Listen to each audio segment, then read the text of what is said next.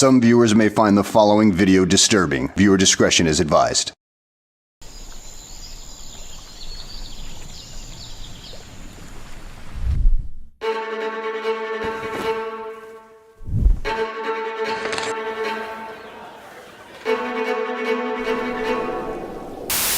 The scenes are simply hellish. So much suffering from India's invisible killer. Toxic gas that escaped from a Union Carbide plant on Monday has killed at least 1,600 people. The Union Carbide insecticide. More and more victims are found lying helplessly in their homes.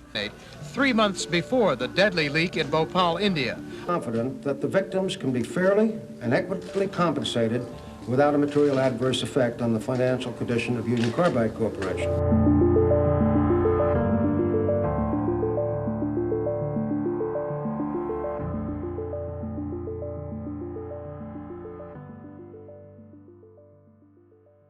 Alright, so the Bhopal gas leak was a tragic industrial accident that occurred on the night of December 2nd and 3rd in 1984 in Bhopal, India.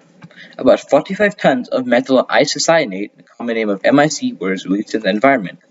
MIC has a chemical formula of CH3NCO, and basically how it's made is through methylamine and phosphogene in a process known as the Bhopal process. Now, what the common uses of MIC were carbofuran, and aldicarb, which are broad-spectrum insecticides used to control a wide range of pests in agriculture and household settings. But MIC is not a naturally found chemical in the environment as it's synthetically produced. But MIC can harm the environment, as when released in the Bhopal, it caused a gas cloud which contaminated soil, water, and air. And also, MIC can react with water, causing hydrogen cyanide and carbon monoxide.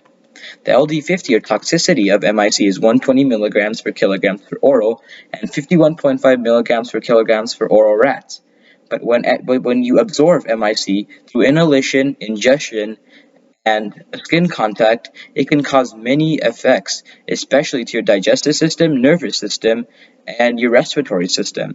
To damage to your lungs, gastrointestinal disease or infections, and also cellular death, or as 21,000 people died, or even more, as we know of it. Okay, now how was MIC actually introduced in the environment? Well, the UCL pesticide plant in Bhopal was producing pesticides using MIC as an intermediate. With poor storage tanks, budget cuts, inadequate safety systems, and not properly trained workers, this is all a recipe for disaster. And as you know, the rest is all history. The gas tank exploded, causing a gas cloud to surround the whole surroundings of the pesticide plant. And this was all an accident, and which is not deliberate at all, which is why it's one of the worst accidental environmental disasters in known history. Okay, when MIC is in the environment, how do we monitor it? Well, there's a few ways to do it. Plant and animal studies, soil and water quality testing, chemical analysis of air samples, and most importantly, blood and urine tests. Like I said before, MIC can be absorbed into the body, so blood and urine tests are still the most effective ways of seeing if MIC is actually in the environment. But how did it actually spread? Well, the gas cloud generated by the initial spread, exposing people in the nearby area to toxic effects. They called it a burning, as chilies were in their eyes. It also reacted with water in the atmosphere, like I said earlier, forming acids.